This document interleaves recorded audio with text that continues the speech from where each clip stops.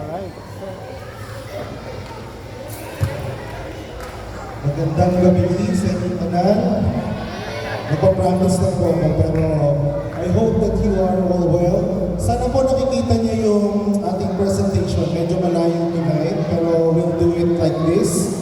Kung hindi po masyado malinaw, pwede naman natin ibalik. Pero welcome po sa inyong lahat. Ito po ang ating second night sa ating gospel presentation. Last night po ang ating pinag-aralan ay Signs of the Times. So, meron pong 10 sign. Kinumpress po natin sa 10 sign anong mangyayari bago dumating si Jesus Christ. Sigurado pong darating si Jesus. Ang tanong lamang po ay when. Hindi po yan if, pero when. At kung titingnan niyo po lahat ng 10 sign na pinag-aralan natin, lahat po yun ay natupad na at natutupad pa at mayroon na lang isang sign na kailangan natin ma-fulfill bago dumating si Jesus Christ. Yun po yung hope for today. Kaya nga po, pamagat ng ating series ay Hope for Today kasi po yan ang pag-asa ng bawat isa sa atin ngayon. Kung wala pong darating na Panginoong Yesus, wala pong kwenta ang buhay. Tayo pong lahat ay mamamatay lamang at mawawala. Yun lamang po mangyayari sa atin. Pero dahil may darating, tayo po ay may pag-asa. So ngayon po, ang ating pong topic ay very interesting. Okay, tatanungin ko itong ating po mga kaibigan at mga kasama rito. Pinamagatan po natin ito, pag-asa sa salita ng Diyos o hope in the words of God. Siguro tandaan nyo, baka tomorrow lumabas ito. So, if I were you, I will take note of the title. Okay? Hope in the words of God. Bakit ba natin nalaman yung mga signs? Paano natin nalaman yung mga signs? Kasi meron tayong Biblia na nabasa at dito nakalagay kung ano yung mga sinyales o ano yung mga signs ng pagdating ni Jesus. Ngayon, ang pag-uusapan natin, meron ba kayong Biblia? Tanungin ko itong mga batang ito. Meron ba kayong Biblia sa bahay? Meron? Binasa nila ba? Bigyan niyo nga ng book. Ano isa sa book ng Biblia? Hindi, yung book, mismo, merong 66 books sa Bible. Alam niyo ba, na itong Biblia ay isang library? Alam niyo ba yan mga bata? Ang Biblia ay isang library, hindi ito isang book. Ito ay compilation ng 66 books. So may 66, may 106 na book sa loob ng Biblia. So kapag sinabi nyo ang aklat ng Biblia, oo tama yun, pero ito ay talagang library. Kung titignan nyo, halimbawa buksan nyo yung Biblia ngayon, pupunta ako sa unang hari, isa yan sa mga book ng Bible. O halimbawa, akin pang puntahan itong nasa Matthew, isa na naman yung book sa Bible. So all in all, mayroong 66 books ang Biblia. Okay? So magsimula tayo sa Biblia. Bakit pa natin nalaman ang mga signs? Kayo ba ay nakaikot na sa Samar Island? Naikot na ba itong Samar Island? Buong masaman? Okay. Pag hindi nyo alam ang isang lugar, halimbawa pumunta kayo sa Davao City, pag hindi nyo alam, ano ang kailangan nyo gamitin? Ano ang kailangan nyo gamitin kapag hindi nyo alam ang pupuntahan nyo? Mapa. Saan natin makukuha ang mapa ngayon? Usually nasa cellphone na, no? So, kailangan natin ng mapa upang malaman natin kung saan tayo pupunta. Ngayon, kung kayo ay naniniwala na lahat tayo ay may destinasyon at hindi lamang destinasyon natin dito sa lupa, ay may destinasyon din tayo sa langit, kailangan din natin ng mapa. At ang mapa na available sa bawat isa sa atin ngayon ay ito. Ito ang inyong mapa. Gusto niyong mapunta sa langit? Gusto niyong malaman kung paano magkaroon ng buhay na walang hanggan? Ito ang kailangan niyong basahin. Kung hindi niyo ito babasahin, kung kung hindi nyo ito mapag-aralan, hindi kayo makakarating sa inyong Panginoon. So ngayon po, ganun kahalaga itong topic natin ngayong araw na ito. Kasi ito, ang pag-aaralan natin ngayon ay ang mapa patungo sa buhay na walang hanggan. Ang banal na Biblia, ang isa sa mga bagay, kung tinanong ko sa inyo, mayroon ba kayong Biblia sa bahay? At ang pangalawang tanong doon ay, binabasa niyo ba ito? O pinapag-aralan niyo po ba ito? Iyan po isa sa mga challenges na bawat isa sa atin ngayon. Magminsan, ang Biblia ay naroon lamang sa isang sulong at umaani ng alikabok. O it's been gathering dust over months and months and months because hindi po natin nababasa o hindi natin napapag-aralan. Alam niyo po mga kapatid, mga kaibigan, dumating po sa panahon na ang Biblia ay nakatilikala o naka-chain sa mga simbahan. Walang pwedeng magbasa kung hindi ang mga ministro o pari lamang. Hindi pwedeng basahin yan ng kung sino man sa atin na mga hindi nag-aral ng theology noong mga unang panahon. So gano'n po kapalad tayo ngayon na mayroon po tayong pagkakataon na magbasa at mag-aral ng Biblia sa ating mga sarili. Napakalaki pong pagpapala niya mga kaibigan at mga kapatid. Kasi po, dumating po tayo sa area ng Dark Ages na hindi tayo makabasa ng Biblia na para sa ating sarili. At kung ikaw ay mag-try na magbasa ng Biblia, ikaw ay pwedeng parusahan, ikaw ay pwedeng mapunta sa bilangguan, at ikaw ay pwedeng pahatulan ng kamatayan. Yan po ang tinatawag nating Dark Ages. Natapos po yung Dark Ages around 1798. Ngayon, sasabihin natin, tayo ay malaya na. Pero talagang ba tayo malaya na kung ang Biblia naman natin ay hindi natin nababasa? So yan po ang hamon sa bawat isa sa atin. Siguro naitanong nyo sa sarili nyo, saan ba ito galing? Saan ba ito galing itong Bible na ito? Bakit ba natin ito binabasa? Sino ba ang mga tao na na-involve kung bakit tayo may Biblia? Siguro, magbibigay ako ng isang pangalan sa inyo at siguro baka lumabas ito sa quiz bukas, okay? Si William Tyndale. Yan, isa yan sa unang pangalan na ibibigay ko sa inyo. Siya ang isa sa mga kauna-unahan na nag-translate ng Bible mula sa Griego patungo sa English. Okay? Na pwede natin maintindihan ngayon. Mayroon na una sa kanya, pero si William Tyndale ang isa sa nag-directly translate ng New Testament. Na ngayon, yan ang basihan ng ating Biblia ngayon. 1525. May naalala ko noong 1521. Yun po yung time na na-discover daw ni Magellan ang Pilipinas. So, 4 na taon after na-discover ni Magellan ang Pilipinas, 1525, na-translate ang English New Testament. So, mga panahon ko yun, mga contemporary ni Magellan. Okay? Ngayon, punta tayo sa ano ba ang composition ng Bible. Meron itong 66 na books o 66 na aklat, sinulat sa loob ng 1,500 years. Napakatagal po ano? 1,500 years na sinulat at mayroong around 40 na authors. 4 na po. At yung mga authors na yun, sila ay mga propeta, mga hari, mga fisherman, mga common na tao, at mga kung ano-ano pang kanilang mga trabaho. Sila po ay pinili ng Diyos upang mag-contribute sa pagkakaroon ng ating Biblia ngayon. At sa loob sa tatlong kontinente, sa Africa, sa Asia, at sa Europe, dyan po naka-cover lahat kung paano nabuo ang Biblia. So, amazing po na Diyos lamang ang author, pero gumamit siya ng 40 human instruments para sulatin ang ating banal na Biblia.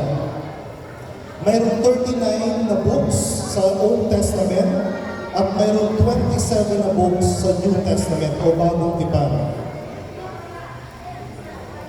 Yan nga po, mula kay Moises, mula kay Samuel, mula kay Nehemiah, Ezra, King David, yan po, Daniel, Jonah, mula sa New Testament naman, si Matthew, Mark, Luke, John, at saka si Paul, lalo na po si Apostol Pablo na nagsulat ng 1/3 ng New Testament.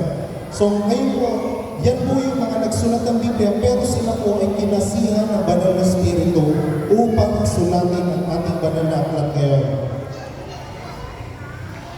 Sa 2 Peter po, 2 Peter 1:21, sabi dito, babasahin ko po sa Tagalog, sapagkat walang propesiya na dumating kailanman sa pamamagitan ng kalooban ng tao, kundi ang mga taong inudyuhan ng Espiritu Santo ay nagsalita mula sa Diyos. Sabi daw po doon, lahat po ng nasulat sa Biblia ay Holy Spirit driven. Holy Spirit po talaga ang author. Gumamit lang siya ng mga propeta para isulat po ang Biblia na nababasa natin ngayon. 2 Timothy 3:16-17, ang lahat ng kasulatan ay kinasihan ng Diyos. Lahat po, every word of this book was inspired by the Word of God, by God Himself. At titingnan niyo po ang tema ng Biblia, it's all about Jesus. Alam niyo po ba yun?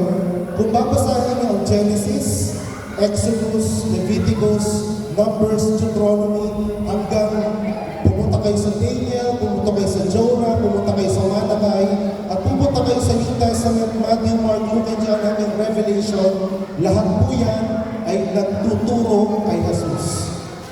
Makikita niyo po si Jesus sa bawat isa sa mga aklat na mababasa niyo sa Biblia. Hindi po mahirap hanapin si Jesus sa bawat libro ng Biblia. Sasabihin mo sinulat siya ni Moises. Hindi, makikita niyo po si Jesus. Marami po mga prophecy si Moises about Jesus. Si Joshua, sabihin niyo, tungkol kay Joshua. Hindi, si Joshua po ay isang time ni Jesus Christ.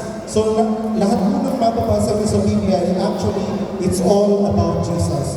Mula paglikha hanggang sa pagdating muli ni Jesus, yan po ang tema ng Biblia.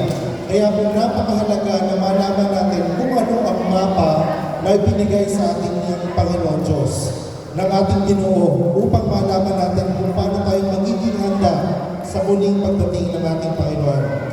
Amos 3:7, tunay na ang Panginoong Diyos ay walang gagawin malibang kanyang ihayag ang kanyang lihim sa kanyang mga lingkod na mga propeta. May mga lihim daw ang Panginoong Diyos na sinasabihin niya sa kanyang mga propeta. Kaya kung ako po sa inyo, kung gusto nyo malaman ang lihim ng Panginoong Diyos, na actually hindi na naman secret kasi nakasulat na yan, pero kailangan nyo pa rin ang Holy Spirit upang maintindihan nyo ang salita ng Diyos. So, punta tayo ngayon. Saan magaling ang Biblia? Okay, natanong nyo na po ba yan sa inyong sarili? Saan nanggaling ang Biblia?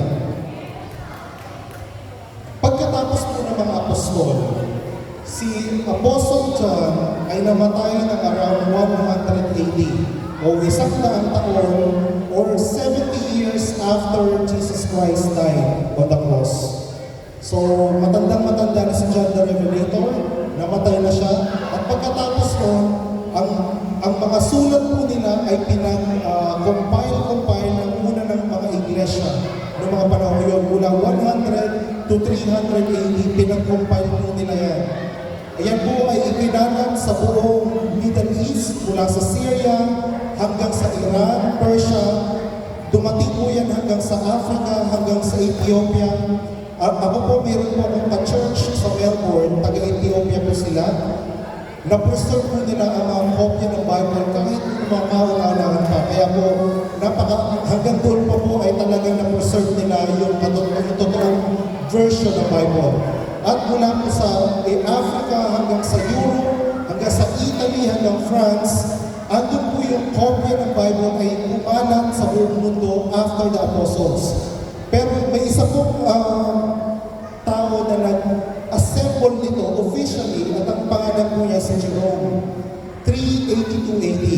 Pero unfortunately, yung kanyang version is hindi yung pinaka-final or pinaka-complete na version. Pero yun po ang ginamit ng church sa loob halos ng 1,000 taon. Ang aklat ng kinumpile ni Jerome. At alam niyo po ba, nung nagsimula ang printing press, kung bakit tayo may mga libro ngayon? Dahil tayo ay may mga printing press. Sino ang naka-invento ng printing press? Si Gutenberg. Si Gutenberg noong 1440. At ang una niyang kinumpile o pinrint ay ang Biblia. Yun po yung Latin Vulgate na Bible noong mga panahon yun. Ngayon, may i-introduce na naman ako sa inyo isang tao, si Erasmus. Wow, sino si Erasmus? Desiderius Erasmus, taga Netherlands. Isa siyang Dutch na scholar. Ang ginawa ni Erasmus ay yung mga nagkalat na mga kopya mula sa Syria, mula sa Europe, mula sa Africa, kinumpal niya yung mga available na kopya at tinranslate po niya yun sa salitang Griego. Kasi Griego dati talaga yung pinaka-basis ng Biblia ng unang panahon. Kapag marunong ka magsalita ng Griego o Greek, matututunan mong magbasa ng Biblia ng mga unang panahon. Yun po si Erasmus. At kagaya nga na sinabi ko kanina sa inyo, si Tyndale naman ang nag-translate ng ginawa ni Erasmus mula Greek, naging English. Okay?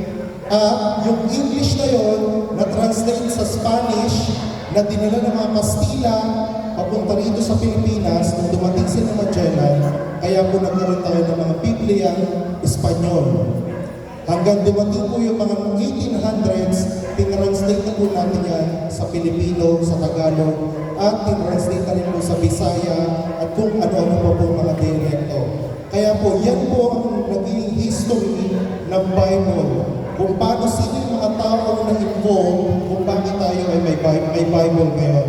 Pero alam niyo po, si William Tyndale, ang ginawa sa kanya ng mga otoridad, dahil tinranslate niya ang Biblia sa English, imbis na siya ay magkaroon ng prize dahil gumawa siya ng isang mabuting bagay, ang ginawa po ng gobyerno sa kanya, siya po ay pinakulong at siya ay pinapatay. Bakit? Ano ang naging krimen ni William Tyndale? Kasi po ayaw ng simbahan at ayaw ng gobyerno na matuto ang mga tao at malaman nila ang Biblia sa kanilang mga sarili. Noong unang mga panahon, para malaman mo ang Biblia, kailangan makikinig ka lamang sa sinasabi sa pulpito. Hindi mo kailangan basahin ang Biblia, hindi. Dapat kayo ay makikinig lamang. Pero dahil kay William Tyndale, nagkaroon na tayo ng sarili-sariling Biblia at ngayon na-open ang isip ng mga tao at nalaman nila na ang Biblia pala ang magbubukas sa kanila ng pag-asa. Magbibigay pala sa kanila ng pag-asa. Geneva Bible, yan naman yung sumunod sa ginawa ni William Tyndale. Ito yung kumpletong Biblia na mayroong chapters at saka verses. Kasi noong unang panahon, pag nagbasa ka ng Genesis, wala yung kapitulo, wala yung versikulo, tuloy-tuloy lamang po yan. Kaya noong mga unang panahon, alam niyo ang ginagawa nila, sinasaulo nila ang bawat libro ng Biblia. Mayroon pong mga tao na tawag ay mga Waldensians, halos sa ulo po nila ang buong Biblia. Imagine niyo po yan. Tayo po ngayon, hirap na hirap magsaulo ng isang verse. Pero yung mga nauna po sa atin, 300 years, 400 years ago, sa ulo po nila ito, lahat. Kung sasabihin na sa inyo kung ano yung book na Biblia, baka po maubusan kayo ng oras sa kanilang pag-share ng Bible sa inyo. Kaya nakikita niyo po yung difference ng mga unang panahon sa mga panahon po natin ngayon, ano po mga kaibigan. Ganon po mahalaga ang Biblia noong mga Dark Ages. At nang nawala, natapos na ang Dark Ages at naging available na itong Bible, ano naman ang nangyari sa atin? The less and less we learn about this book. Di po ba? Yan po ang katotohanan. At yan po ay katotohanan para sa ating lahat. So, after the Geneva Bible, pasok na ngayon ang King James Bible, 1611. So, nakita niyo po yung transformation mula kay Erasmus, pina-translate ni Tyndale, naging Geneva Bible, at ngayon, pumunta na sa King James. Ako po, ang gamit kong Bible ay King James Bible. Yan po ay nagsimula noong 1611, at yan po ay nirefine ulit noong 1763. Ngayon po, yung English ng mga panahon yun, medyo malalim pa, pero noong 1700s, yun pa rin po yung English na gamit ngayon, ngayong panahon ito. Kaya kung meron po kayong English na King James Bible, yan po yung nababasa nyo. Sila po yung may gawa noong 1611. So, kung makikita nyo po yung kasaysayan ng Biblia, so ganun pala ang story. Pero isa pang tanong, okay, ano po na ang storya ng Biblia, kung ba't ang nagkaroon ng Biblia, mapapagkatiwalaan ko ba ang Biblia? Yan ang isa sa tanong natin, di ba? Bakit hindi ako magbabasa ng Quran? O bakit hindi ako magbabasa ng libro ng mga Hindu o ng mga Buddhist? Bakit Bible? Bakit kailangan Biblia ating basahin? Ngayon, tingnan natin, i-test natin ang Biblia. Bakit iba ang Biblia sa lahat ng mga aklat na sinulat ng tao? Unang-una, kapag titingnan niyo po yung mga lumang aklat na nalimbag sa buong history ng mundo, nakikita niyo po yun, yung mga Tacitus Annals, mga Plato's Tetralogies, mga Pliny Natural History, yan po yung ibang mga aklat na nalimbag ng mga unang panahon. Nakita niyo po ba yung kanilang mga kopya? Halimbawa, yung unang aklat, 36 lamang na kopya. 36. Tingnan niyo yung kay Homer, 1,900. Yan po pinag-aaralan sa high school yan, yung mga Homer. Pero tingnan niyo yung New Testament naman, meron kayo halos 6,000 kopya. 6,000, hindi yung modern na kopya ha. Ang pinag-uusapan natin, ito yung mga ancient copies. So ibig sabihin po, kopya at kopya pa lamang, mas mapapagkatiwalaan yung Biblia kahit saan, ano pa mang pinakmatatandang aklat na nalimbag sa history ng mundo. 6,000 kopya ng New Testament lamang. Noong 1946, may nangyari po noong 1946. Meron pong mga bata, siguro parang mga ganitong mga bata, na naglalakad sa disyerto at nakakita sila ng kuweba sa mga Qumran Caves. Yung isa sa kanila, binato yung isang cave at may tumunog. Sabi yung, pak, parang tapos nalaman nila na, ano kaya yun? Baka ito ay isang treasure. Baka ito ay maraming mapapagkayamanan ko. So, pumunta po sila sa kuweba at nakita nila itong mga malalaking pots o malalaking banga. At nung binuksan nila yung mga banga, meron pa ng mga scroll na nasa loob. At ang mula po doon, binenta nila yung mga scroll at yun po ang tinatawag ngayon ng Dead Sea Scrolls.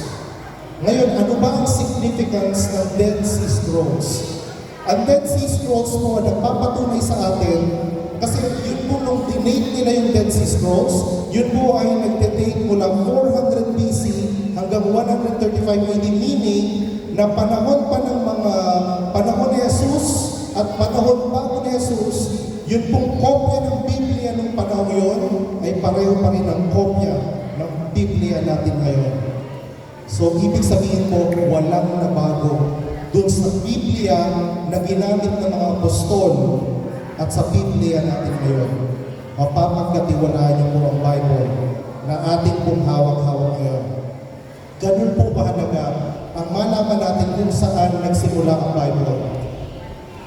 Ito po yung Dead Sea Scrolls. Kung gusto niyo makita yan at may pagkakataon kayo na pumunta sa Jerusalem, sa Israel, pwede niyo pong makita yung actual na copy ng mga Dead Sea Scrolls. Ito po yung mga kopya ng lumang tipan, mga Old Testament. Pero ayan po ay walang book ng Esther. Lahat po ng book yan, mula Genesis hanggang Malachi, hanggang Zacharias, Jonas, except Esther.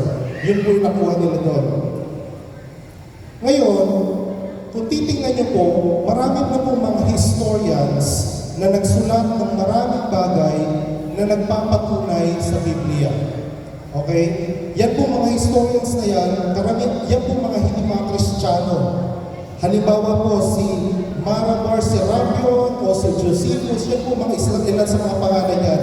Sila po ay mga actually anti-Christian, pero nagpatotoo sila na totoo ang Kristyanismo, na totoo ang mga aklat, o totoo ang mga story na sinasabi ng Biblia.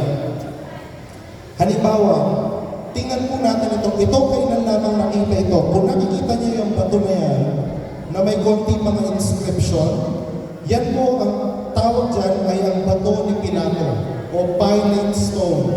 Kailan lamang po nakita yan? 1961 lamang. At alam po ang napapatunay dyan, na totoo ang storya ng Matthew, Mark, Luke, and John. At mayroon pala talagang tao na ang pangalan niya ay Pilate o Pilato. At kung mabasahin niyo po ang Gospel, si Pilato po ang nag-judge sa ating pong Panginoong Jesus. Totoong tao po. Pag nakita niyo ang Biblia, historical po pala ang sinasabi ng Biblia. Hindi siya gawa-gawang isip lamang ng mga authors. Ito, kailan lamang nakita? 1990 lamang. Buhay na po ako noong 1990. Ito po ang pinaglagyan ng buto ng sacerdote or ng high priest na nag-judge kay Jesus. Diyan po din sa mga Jewish customs po, ang kanila pong practice ay kapag namatay ang isang tao, kukunin at natuyo na at nawala na yung laman, kukunin nila yung mga buto at ilalagay nila sa isang ossuary o isang batong kabao. At nung nakita nila itong batong ito, nakita nila doon sa inscription doon po sa tabihan, kung nakikita niyo yung may circle na red doon, ang nakalagay doon pong pangalan ay Joseph Bar Kapha o Joseph, anak ni Caiaphas. Wow! Mababasa niyo po ang Caiaphas sa Gospel. Mababasa niyo po talaga na totoo ang sinasabi ni Matthew, Mark, Luke, and John at ng buong New Testament. So hindi niyo po maipapagkaila. Wala po makakapagsabi sa inyo na ang Bible, hindi naman totoo yan. Huwag mo nang basahin yan. Kasi yan ay gawa-gawa at hang-isip lamang. Hindi po. Historical po yan. Makikita niyo yan. Makikita niyo ang mga ebidensya na nakakalat ngayon sa mga museum ng pinakamalalaking museum sa buong mundo. Ano pa? Kailan lamang nakita? 1993. Kailan lamang yan? Tel Dan Stella. Anong ibig sabihin nito? Ito po yung inukit na bato noong 841 BC na nagbabanggit ng 8 hari ng Israel. Kasi nga po, maraming mga tao nagsasabi, King David, hindi yan totoo. David and Goliath, hindi yan totoo. Yung mga gawa-gawa lang ng mga Hudyo yan. Pero alam niyo po, nung nakita nila itong batong ito, at na-date nila kung gaano katanda yung batong ito, 841 BC, malapit nga ito sa kapanganakan ni Hari David. At ito po ay nagpatotoo na yung mga hari na nasusulat po doon sa mga unang hari, pangalawang hari, yun po pala talaga ay mga hari na nabuhay noong mga panahon yun. So mapapagkatiwalaan niyo po ang Biblia. Ito pa, isa na namang ossuary. Ang ossuary ni James, nakita lamang kailan lamang, 2002. 2002, kailan lamang po noon.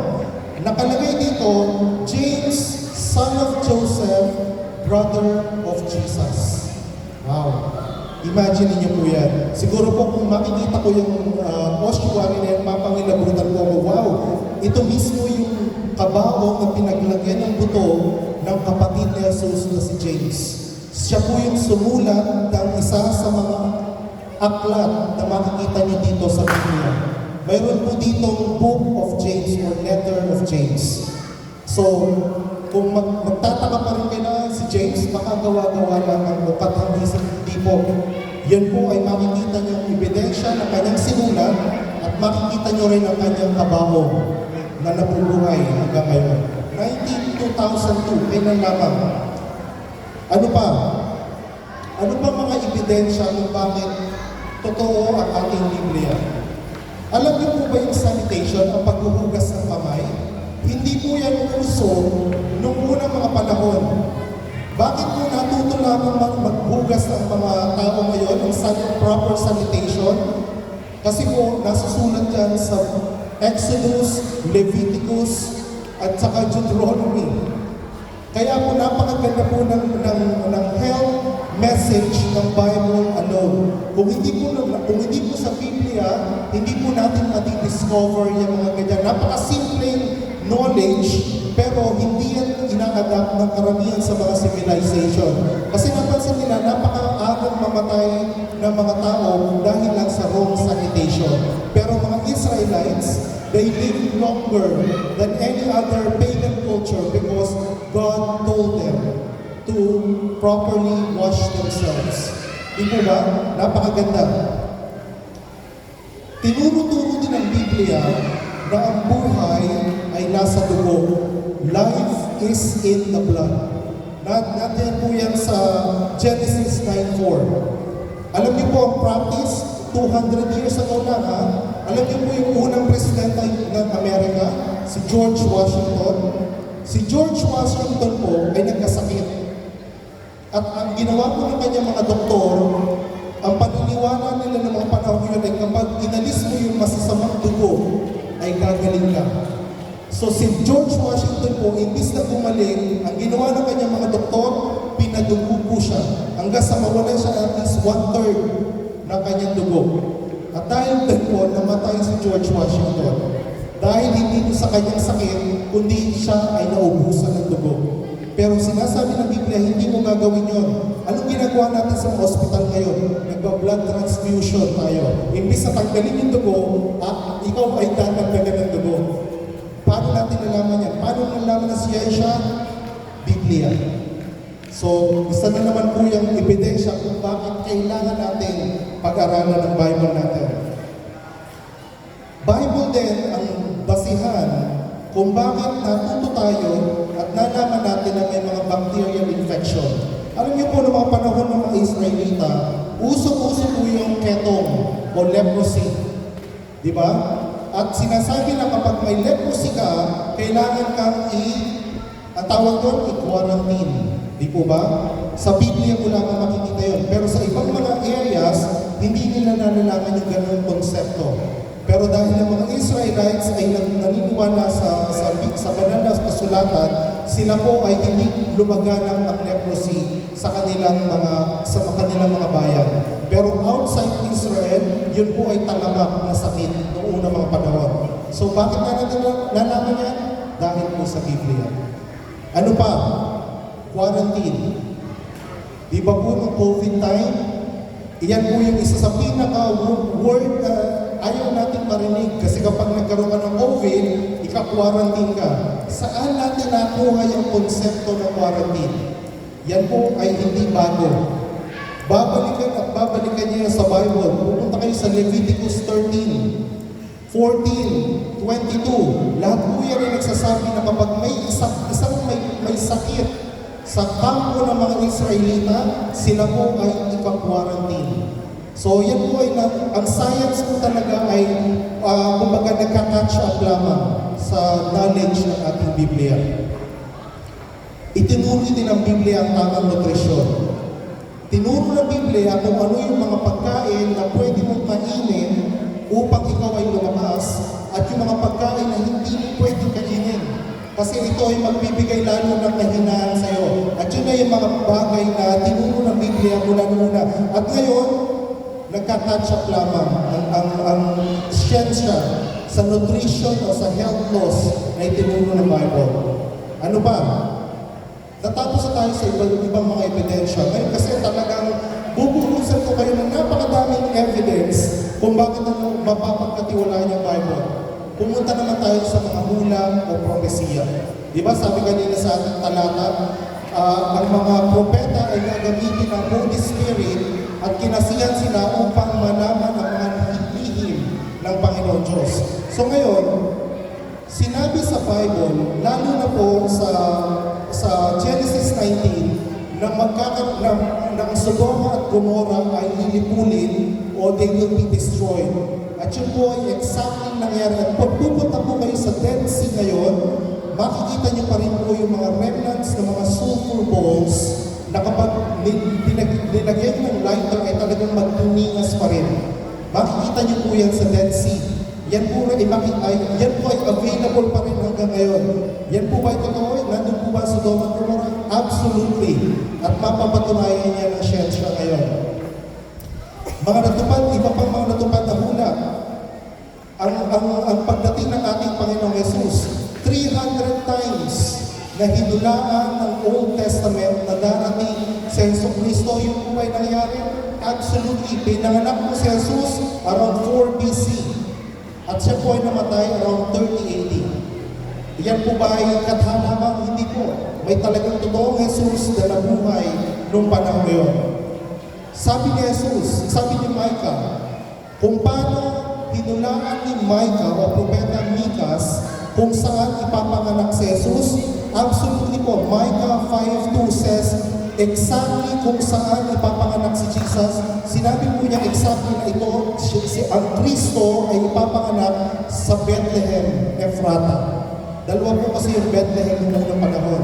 Isa pang Bethlehem at naging consistency si Micah na hindi dito sa isang Bethlehem, dito sa particular na Bethlehem, Bethlehem Ephrata, which is ito yung town ni Haring David noong unang panahon. So, di po ba napakahusay ng ating propesiya? Hinulaan ni Propetang Daniel kung paano ang taon na ipapako si Jesus. Hinulaan mo yun. Hindi po yan sikreto. Kung nagbabasa ng Biblia o ng Old Testament, yung unang mga Hudyo, malalaman po nila na exactly around 30 AD o 27 AD siya i-anoint o babautismihan at 30 AD siya makukrucify. Yan po ay nakasulat lahat sa Daniel. Ano pa? Hinulaan ni Propeta Zacarias kung paano siya ipapagpulunod. Siya ay ibebenta sa ilang 30 pieces of silver. Eksakto po, hindi 20, hindi 25, hindi 40 pieces. Sabi ni Prophet Zacarias, 30 pieces of silver. At exactly, yun ang ginawa ni Judas Iscariot. 30 pieces of silver. At si Zacarias po ay nabuhay around 400 years before Jesus Christ. 400 years, nauna na po kung ilang piraso ng pila ipapagkano ng ating Panginoon Jesus. Sinabi din ni Zacarias at si Haring David nung sinusulat niya yung mga awit kung paano paparusahan si Jesus. Alam niyo po, exactly, sabi ni Haring David, they pierce my hands and my feet. Sabi nila, ipapako ang Kristo, ipapako ang ating Panginoon. At ano po ang ginawa nga sa ating Panginoon Jesus? Noong panahon ng Roman Empire, na-invento ang cross. Kasi noong mga panahon po ni David, Zacarias, hindi pa po uso ang cross. Noong panahon lang ni Jesus, na uso ang cross. At ipinapako mga tao na kalaban ng Roman Empire. So exactly po, tama ang sinabi ng ating Biblia. Ang pagdating ni Cyrus, at ang kanyang pagsakop sa kanyang mga imperyo, nagkatotoo po ba sinabi ni Isaiah, mismo ang pangalan ni Cyrus bago siya ipanganak 150 years before Cyrus the Great was born. Isaiah already know his name. Di po ba napakagaling? Ezekiel, sabi ni Propeta Ezekiel, kung paano babagsak ang city ng Tyre. Alam niyo po ang Tyre o Tiro, siya po ay parang Manila. Napakalaki pong syudad noong mga panahon, ng mga unang panahon.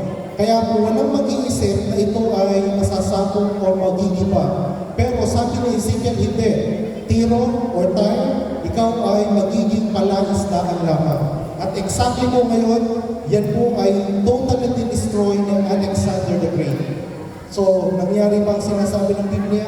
Exactly po kung ano sinasabi ng Biblia.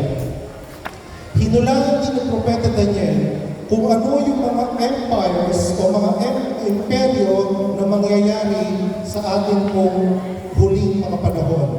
Sabi ni Daniel na magsisimula yan sa Babylonia, sasakupin ng Persia ang Babylonia, after ng Persia, pagkatapos ng Greece, at pagkatapos po ng Greece, Rome. Nangyari po ba yun, yung apat na malaking kingdom na yun? Exactly. Kung paano sinabi ni Propeta Daniel, ganun po ang nangyari sa history. At kapag kayo po ay nag-high school na, ito po pinag-aralan namin sa high school, nung hindi pa po ako nag-aaral ng Biblia, alam ko na po yan, pero nung natutunan ko po yung Biblia, sabi ko, wow, totoo pala yung sinasabi ng Biblia, totoo pala yung prophecy, na kung ano yung pinag-aralan namin ng history, yun din pala yung sinasabi ng Bible. Sabi nga ni Frederick Canyon, kayang hawakan ng Kristiyano ang Biblia at sabihin na walang takot o kahihiyan na hawak niya ang tunay na salita ng Diyos. Lahat po tayo pwede maging kampante na kung hawak niyo ang inyong Biblia ngayon, wala po kayong pangamba na mangangamba kayo na ito ba ay totoo? Hindi po. Ito po ay 100% absolutely true na mapapagkatiwalaan niyo po. At yan po ay mga eksperto sa kanilang mga larangan. Sa ating pong pagpapatuloy, ito pong sa Egypt, mayroon pong emperor na si Napoleon. Narinig niyo na po ba sa Napoleon before? Hindi po itong iniinom, ha? Alam ko po may Napoleon dyan sa mga tindahan, pero ito pong Napoleon na to, ito po yung totoong Napoleon. Ito po yung emperor ng France. Siya po ay sumabog ng Europa. At nung pumunta siya sa Egypt, sinabog na rin ng Egypt, nakita niya itong mga malalaking bato na mayroong mga inscription na hindi nila maintindihan. Okay, so nag-hire siya ng mga expert upang maintindihan niya itong mga batong ito. Ito ay tinatawag natin na Rosetta Stone, na ito ay sinulat ng 196 BC at ito ay natagpuan ni Napoleon noong 1799. Bakit mahalaga ang Rosetta Stone sa atin ngayon? Dahil sa Rosetta Stone at dahil kay Champollion, siya po yung inatasan ni Napoleon Bonaparte na i-inscribe. Hello?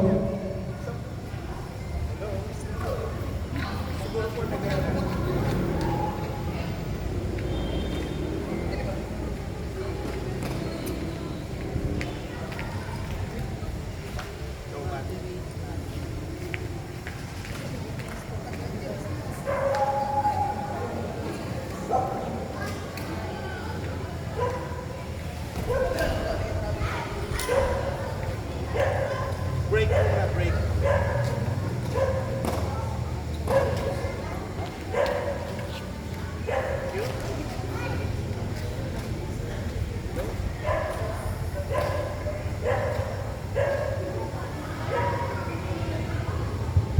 Thank you. Wow, ano pa? Commercial na po yan, commercial.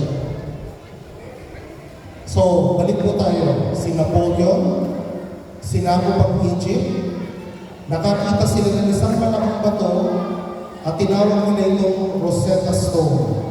Bakit mahalaga ang Rosetta Stone? Kasi po dahil dyan, nung na-discover yan ni Champollion, yun po yung naatasang pantas na i-describe yung Rosetta Stone, nagkaroon po tayo ng pagkakataon na maintindihan kung paano i-translate ang mga hieroglyphics, yung mga panahon ni Moises, hanggang sa panahon ng mga Griego, hanggang sa panahon natin ngayon maintindihan natin yung mga language ng mga unang panahon. Ngayon, yun yung ginamit na kaalaman ng mga eksperto upang maintindihan din natin na totoo pa na ang sinasabi ng Biblia. So, ganun po kahalaga ang kagaya nga po na sinabi sa kasulatan, ang kaalaman ay lalago sa ating mga panahon at yun po ay nagkatotoo ng mga ilang daang taon lamang. Ngayon, sa kanilang pag-uukay sa Egypt, nakita nila kung paano ang historia ng mundo. Di ba sa Egypt yun ang galing si Moises? Diyan ipinigay ang 10 Commandments. At diyan din po natin naiintindihan muli kung paano basahin ang mga unang lingwahe. Hindi po ba napakagaling ng ating Panginoong Diyos upang ituro sa atin kung ano talaga ang sinasabi ng Biblia. Ngayon, ang Biblia po ay punong-puno ng mga iba't ibang storya. Alam niyo po, nung kabataan ko, siguro mga 13 years, sino 13 years old sa inyo? Nakababata pa lang. Alam niyo, nung 13 years old ako, nung edad niyo ako, nagsimula ako magbasa ng Biblia. At alam niyo, ang una kong binasa, yung history part. Especially, binasa ko yung Genesis, binasa ko yung unang hari, pangalawang hari, at ma-amaze kayo sa storya ng mga labanan ng mga unang panahon. Storya ng mga hari like King Saul, King David, King Solomon, King Hezekiah. Ma-amaze kayo mga bata kung gaano magaling ang pagkakasulat ng Biblia. Hindi ko yan mababasa sa kahit anong history book. At doon ko napatunayan na kapag nagbasa ka ng Bible, mas lalong aangat ang antas ng iyong kaalaman. Hindi lamang sa Bible, kundi pati sa inyong mga eskwela. Yun po ay nakatulong sa akin personally para mas ma-appreciate ko lalo ang history. Kaya ngayon, ako po ay mahilig sa history. Kasi po dahil hindi po yan dahil sa aking sarili, kundi dahil po yan sa Biblia. Basahin niyo ang inyong Biblia. Ayan po ang habang po sa inyo. Kung hindi pa kayo nagbabasa ng Biblia for a long time, o maaari, ito po ang challenge ko sa inyo ngayong gabi. Basahin niyo ang inyong Biblia. Magsimula kayo sa Mateo, or magsimula kayo sa Juan o sa John. At makikita niyo, mananaman niyo kung gaano maganda ang sinulat ng ating Panginoong Yesus through His prophets. At yung Genesis, isa po isang favorite kong book of course. Sabi sa Isaiah, as we close this up, Isaiah 45:19, Akong Panginoon ay nagsasalita ng katwiran, ako'y nagpapahayag ng mga bagay na matuwid. Lahat po ng sinulat ng ating Panginoon Diyos ay para sa ating pong lahat. Kahit po lahat ng mga dumaan sa ating mga great kings like Nebuchadnezzar, na naghari ng Babylonia, or si Nabonidus na ama ni Nebuchadnezzar, yan po lahat sila ay makikita niyo ang kanilang mga cylinder o kanilang mga inscription. Mapapatunayan niyo historically at mapapatunayan niyo din yan sa Biblia. Itong mga cylinders na ito, mga tablets, mga manuscripts, lahat po yan ay binigay sa atin ng Panginoon as evidence na ang ating pong Biblia ay mapapagkatiwalaan. Isaiah 46:9, sapagkat ako'y Diyos at walang iba, ako'y Diyos at walang kaya ko, na nagpapahayag ng wakas, unang pasimula at mula ng unang panahon ng mga bagay na hindi pa nangyayari. Ngayon po, sa mga susunod natin mga pag-meeting, pag-aaralan po natin ang isa sa pinakamahusay na propesiya na nasusulat sa Bible. Ngayon, pinakitaan lang po namin ngayon ng isa sa mga general na prophecies na natupad. Pero sa mga susunod po na ating pag-aaral, makikita niyo kung gaano magaling at gaano kadetalye ang Biblia sa kanyang mga prophecies. Jeremiah 51:11, pinukaw ng Panginoon ang spirito ng mga hari ng mga Medo sapagkat ang kanyang mga layunin tungkol sa Babylonia ay wasakin ito. Yan po yung mga sinasabi ng ating Bible over and over again. Cyrus cylinder, isa rin po yan sa nagpapatunay na totoo ang ating Biblia. Paano nito napapatotoo ang Biblia? Kasi nakasulat po sa Isaiah, nakasulat sa mga hari na ang pangalang Siro ang sisira at siyang sasakop sa Babylon. Ngayon po, sa ating pong pagtatapos, aking pong nanaktawan yung ibang mga verse dito. Pero ito po, hindi ko kayang nantawan. Isaiah 40:8. Sabi dito, ang damo ay natutuyo, ang bulaklak ay nalalanta, the flowers will fade. Ngunit ang salita ng ating Diyos, but the word of God ay mamamalagang magpakailanman, will stand forever. Lahat po ng mga bagay na nakikita nyo ngayon ng mga puno, bulaklak, lahat ay matutuyo at mawawala.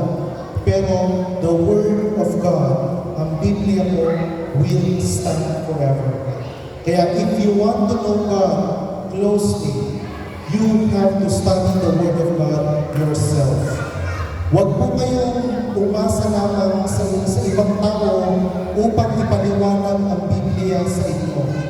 Yes, tutulong po ang ibang mga tao upang maintindihan yung Bible. That's very helpful. Pero you have to learn the Bible and you have to read the Bible for yourself.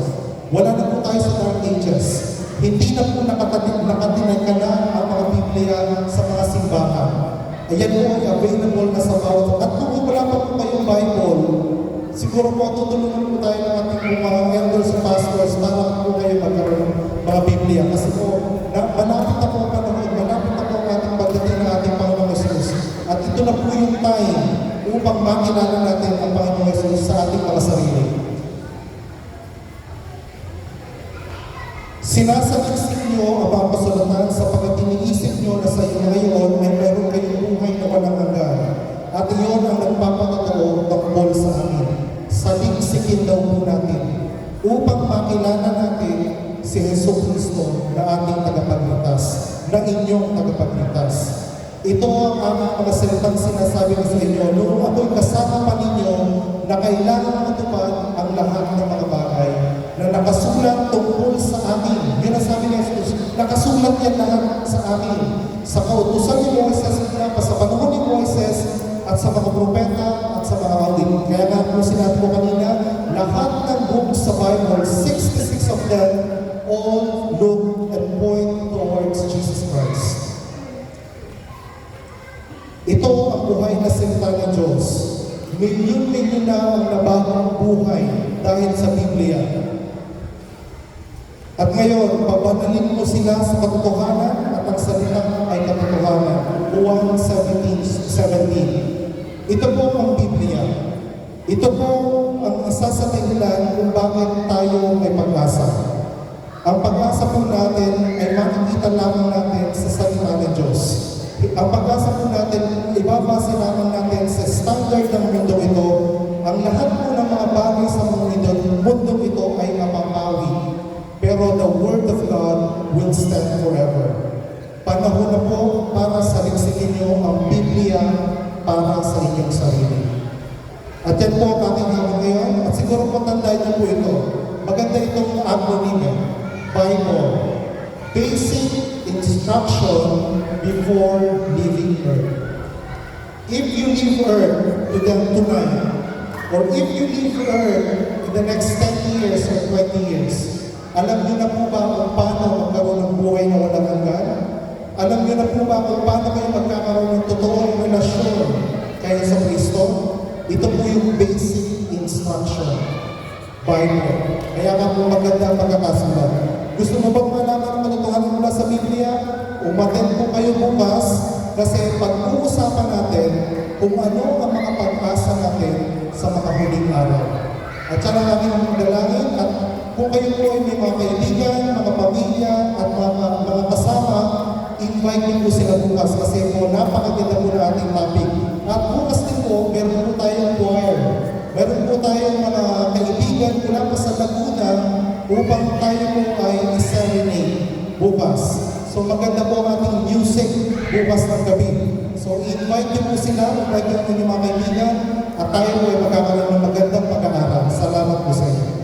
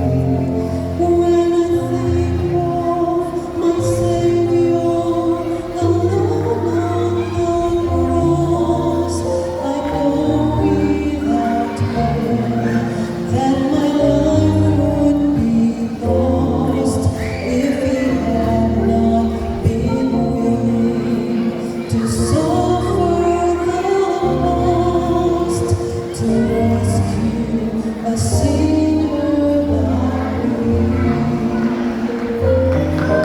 To rescue a sinner like me, Lord, to rescue a sinner like me.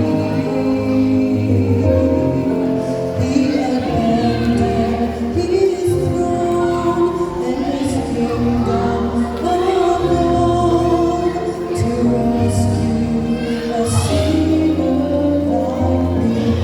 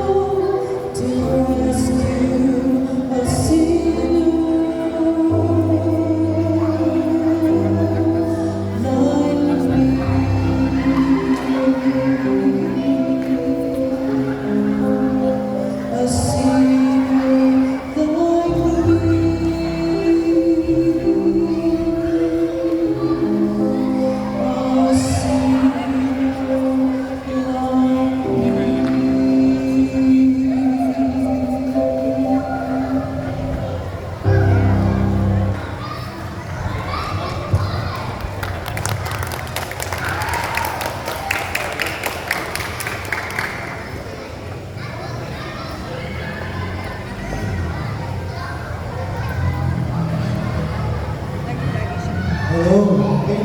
Tayo po ay mag-pray. Inanyayahan po kayo tumayo. Let us pray. Our Father in heaven, we are so blessed to be able to come here and worship the beautiful works that you have created for us. Thank you so much, Father, for letting us know more about the Bible, and that we can trust it with our heart, with our whole mind, and with our whole heart, Lord. We thank you for giving us this time and the privilege to study together. And Lord, I pray for each one of us who are here. I pray for the young ones, the old ones, and to everyone in between, that we will be blessed as we leave this place. Lord, I pray for those who are still thinking of coming over here. Please, Lord, move their hearts as well.